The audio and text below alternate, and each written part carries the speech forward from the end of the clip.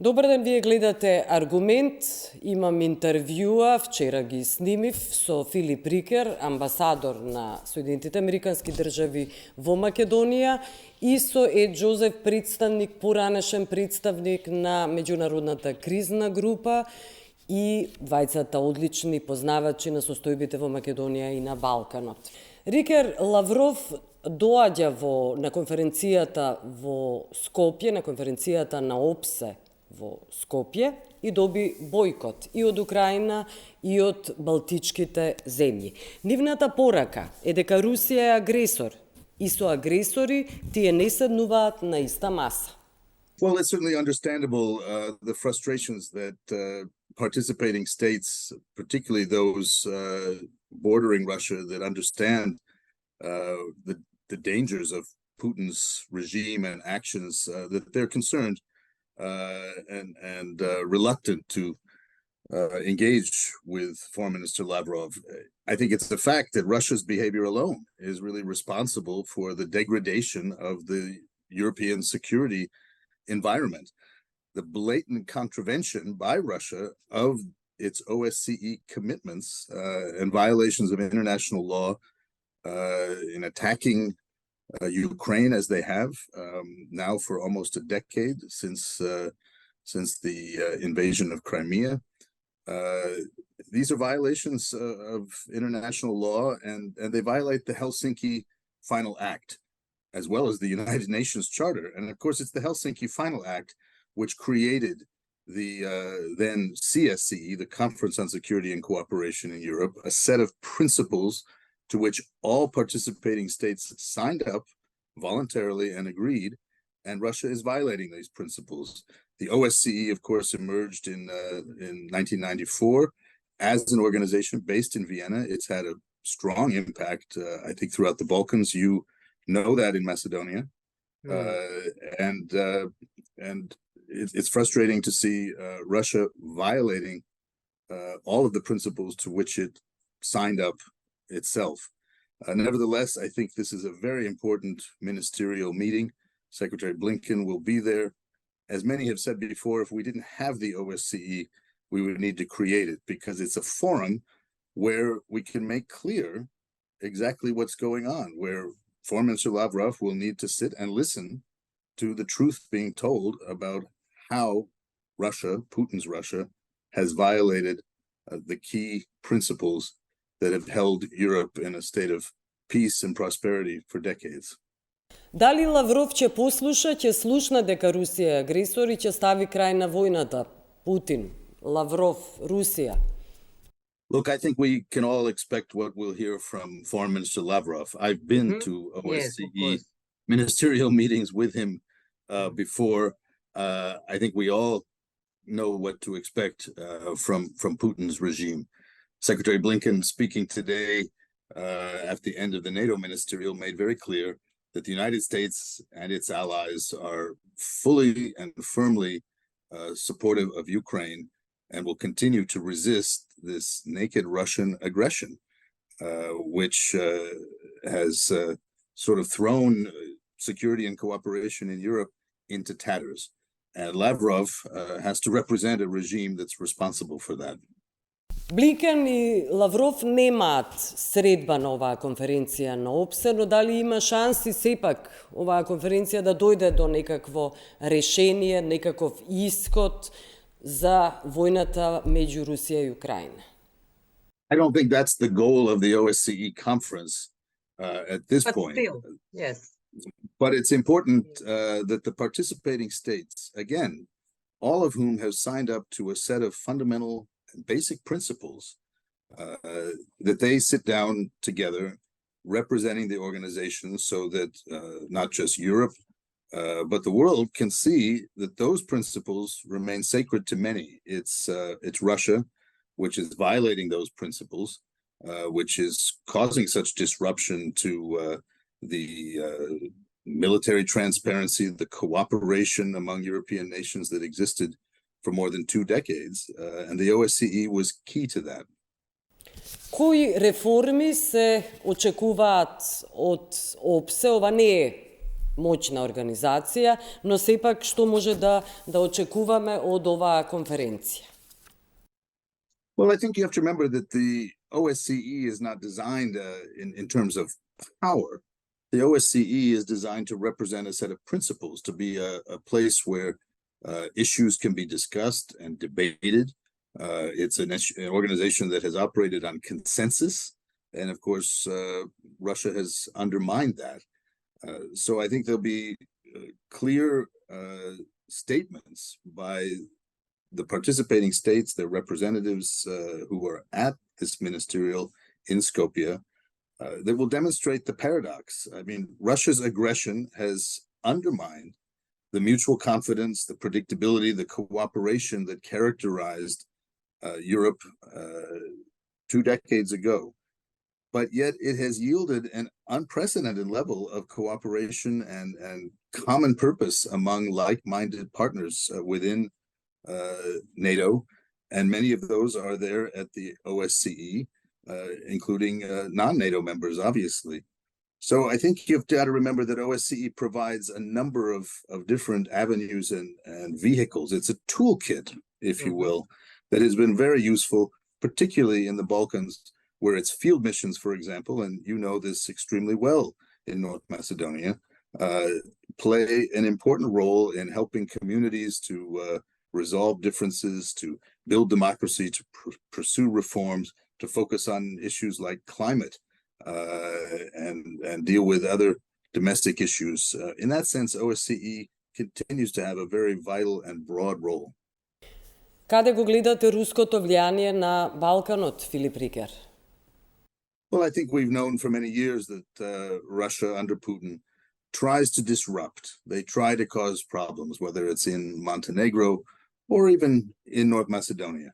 They like to disrupt the structure and the stability that we've attempted through the broader European security architecture to create over the last decades. That's the way Putin operates. He likes to poke at the West, whether it's trying to force immigrants across borders in northern Finland or in Poland or in the Baltic countries. That causes stress, that causes alarming headlines. And I think leaders throughout the region are aware of that. This is why I'm so pleased to know that North Macedonia is firmly anchored in NATO. Whether it was when I was ambassador or in other roles as a US diplomat, or even now as I work with businesses in the private sector, we know that NATO provides a level of stability. Integrating the countries of the Western Balkans into these structures, NATO, and of course the European Union, and that's not done yet. That's of great frustration to many in Macedonia and throughout the region. But there's a path forward on that. And I'm just glad to know that North Macedonia is an important NATO ally. I was very pleased to see that happen. And I'm pleased to see that Secretary Blinken is going to be visiting Skopje. Зеленски предупреди за можна интервенција, воена интервенција на Балканот, а Столтенберг пак изјави дека нема опасност, иако се свесни за руското влијание. I think you can see what Stoltenberg has said. The topic of the Western Balkans was discussed, of course, at the NATO ministerial just in these days. And it's a very good segue from NATO to the OSCE, and so many of the ministers will be moving from Brussels to Skopje to continue talks in a different context. I think Russia, its military, is very much tied up in the Ukraine conflict, which Putin started and initiated, thinking that it would be over in a matter of weeks. We've all seen his narrative change repeatedly about Ukraine, about the West. So direct military conflict is not, I think, as Secretary Stoltenberg said, something we're focused on now. But let's remember that security is more than simply about armies and militaries.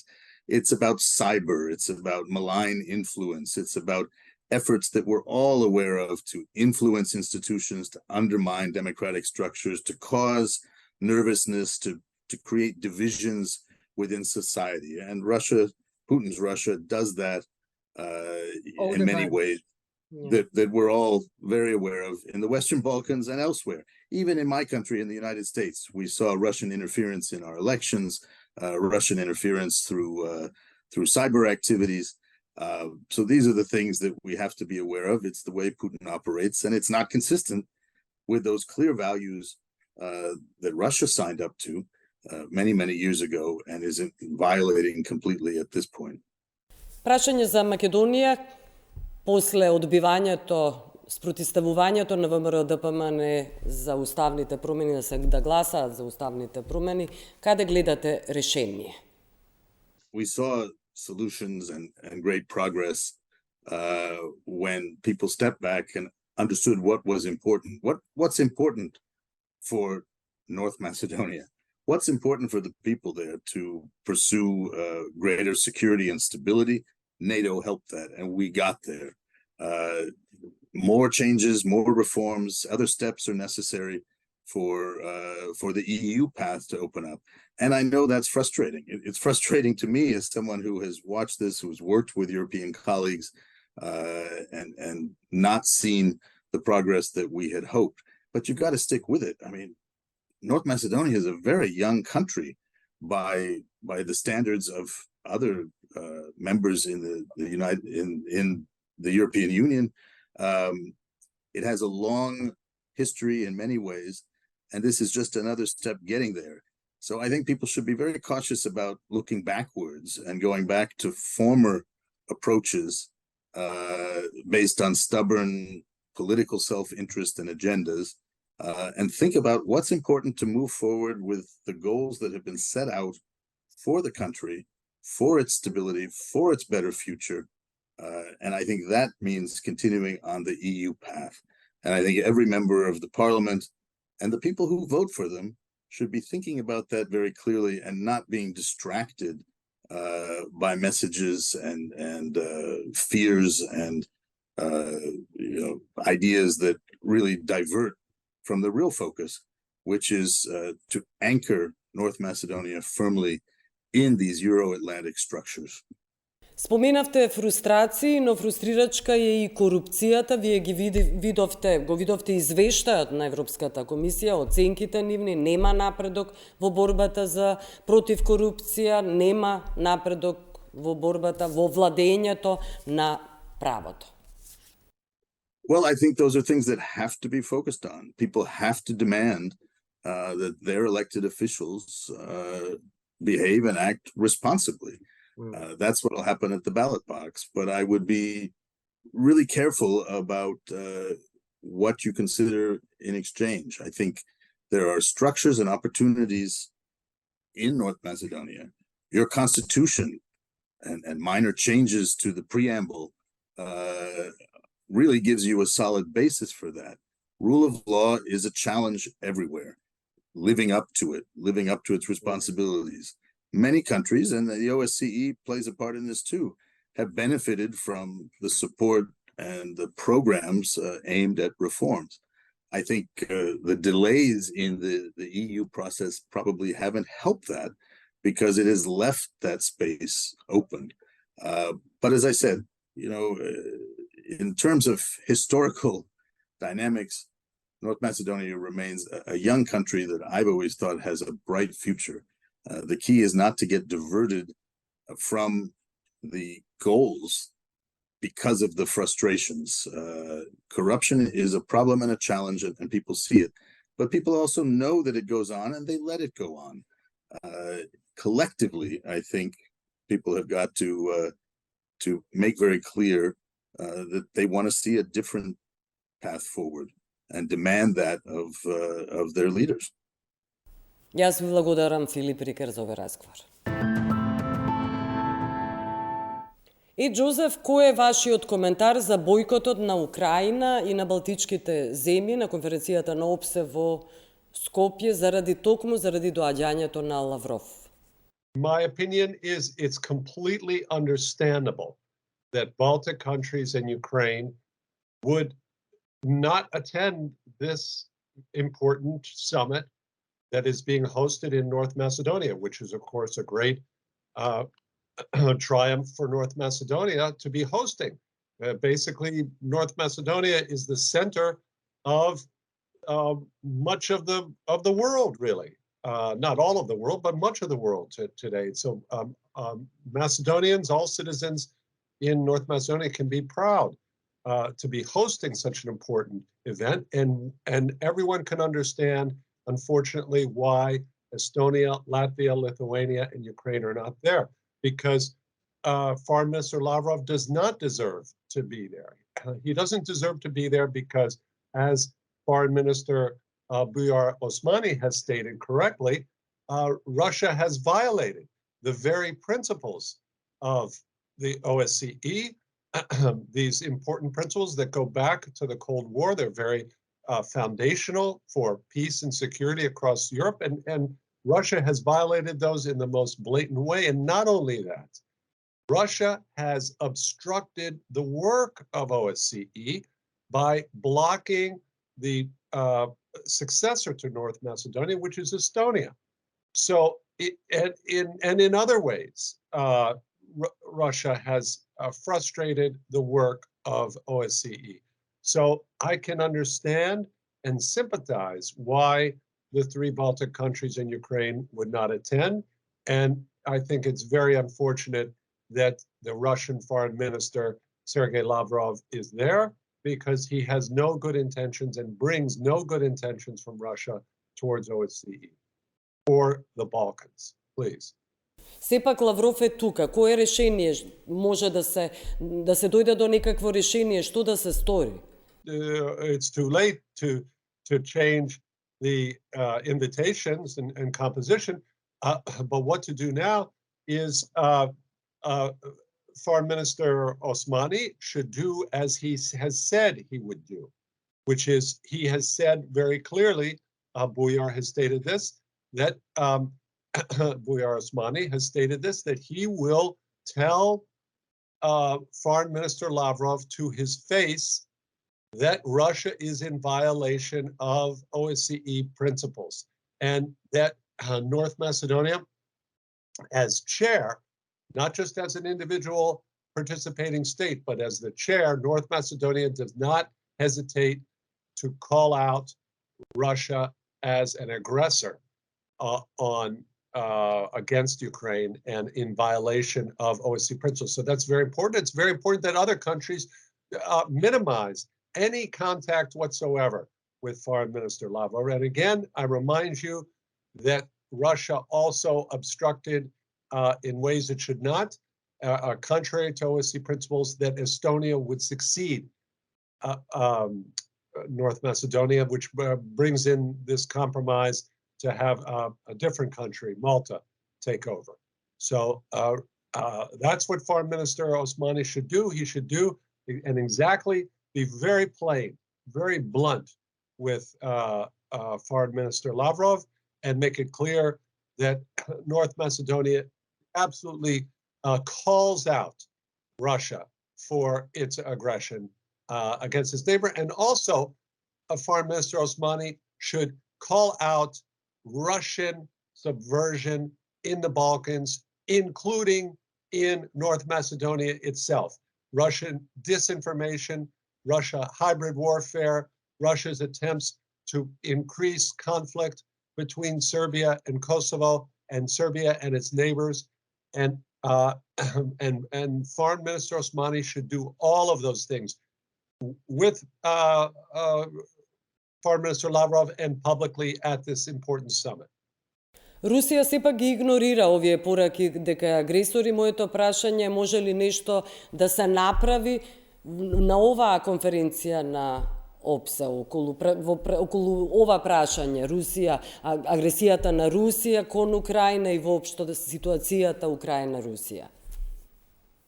No, of course not. There's not going to be any resolution of any of these issues. Everyone knows that. The point is to try and minimize any propaganda benefit that Russia will gain from presence of Foreign Minister Lavrov, and that's why North Macedonia has a very important role. And as taking that position as chair of the OSCE, Foreign Minister Osmani has a very important role, and that's why I'm emphasizing he should do exactly what he said he should do and go beyond that. He should go beyond that because North Macedonia is at the same time a chair of OSCE, all OSCE, and then that makes it a leader in the Balkans at this time, a very important leader in many respects. And Foreign Minister Osmani and North Macedonia should call out Russian subversion in the Balkans, including in North Macedonia itself and its neighbors. We know also that Russia with Serbia is playing a destructive role in the Balkans, and Foreign Minister Osmani should make that clear. And we should make all attempts here for Macedonian citizens, Macedonian journalists, journalists from other countries like Montenegro, to understand what it means to be a frontline country like Estonia, which has been blocked by Russia and has severe threats, including unprecedented cyber threats that Estonia has had from Russia. And Macedonians, Montenegrins, and others in the region can learn from how Macedonia has defended itself. And we should remember that, again, Russia blocked Estonia, which should have been the successor to North Macedonia as chair of OSCE. And this was completely unfair and wrong action by Russia to do this. And this is another reason we do not have Estonia, Latvia, Lithuania, and Ukraine at this important summit in Skopje. Please. Како да се стави крај на руската пропаганда, пропагандата на Путин на Балканот, во Македонија, во услови кога сите знаеме дека и Србија, Вучич, Црна Гора се прилично блиски до Путин. Дали нови лидери на Балканот ќе ја сменат политичката мапа во овој случај? Biljana, you ask a really important question, and it's one that your viewers and officials in North Macedonia should be asking as well. One way is to understand what Russia is doing. This is the first thing that people need to open their eyes to what Russia is doing, and to understand and learn from neighbors like the Baltics, who are even closer. They're in proximity. They're very close to Russia, not close in ideological terms at all. They're threatened by Russia, but they're very close. And Macedonian and Montenegrins, journalists and others can learn from how Estonia copes with this. Remember, Estonia is a very small country. It's a smaller population even than North Macedonia, and they're coping with this. And of course, they've been blocked now from OSCE. So that's one thing, is to understand that, and how other countries that border Russia and are threatened by Russia, how they cope with this. So that's one very important way. A second way is to understand what the disinformation that is coming across the Balkans, including in your country, Biljana. And here, journalists also have a very important role. Biljana, journalists should be pointing this out. And first, not amplifying any of these pro-Russian narratives from Sputnik and from Russia Today, and should be exposing their viewers and saying, look, you need to know what other media outlets are reporting. This is what they are reporting. This is how they're trying to create confusion. And they should report on that, and report about propaganda on the West, report about how Russia is trying to stoke conflict in the Balkans. This is very important. Here's another one for citizens in North Macedonia, especially, to understand how pro-Russian elements in Bulgaria are the ones mounting the biggest, what I call, identity aggression against Macedonians and North Macedonia, and trying to push North Macedonia and create obstacles for North Macedonia to advance to the European Union. So these are three important ways to try to stop that. that Russian subversion. Please. Се разбира, останува прашање за Македонија и што по одбивањето на ВМРО-ДПМН да гласа за уставните измени. Yes, Biljana, you and I had a very good discussion about this last month. You know, my position is very clear. The United States holds the key to this. It's not VMRO. VMRO is VMRO. They're opportunistic party, and there's many dubious questions about Nikola Gruevski. Very serious questions, Biljana, about these changes to criminal code, which provide a sort of a form of amnesty, and have been criticized severely, these changes, by the European Commission in its latest report, pointing out about the damage to the fight against corruption with these very bad changes to the criminal code. I wrote about these in my article last month in SICE Review. The article was called How to Save North Macedonia and Defeat Putinism in the Balkans. To do that, to stop this identity aggression from Bulgaria, in my view, it requires US support. In the past, I recommended US can affirm the Macedonian identity. US could do this. A statement from the State Department could be a big help here. I've written about this last year in foreign policy. And this time I combine that with a proposal, Biljana, we talked about. It's very simple. A joint commission, North Macedonia and the United States Joint Historical Commission. This could be similar to the Joint Historical Commission between Bulgaria and North Macedonia. Only this time, experts, historians from the United States, from North Macedonia, would come together if Bulgaria continues with identity aggression. If it continues to make more demands, then the United States at any time could convene this Joint Historical Commission, and it could severely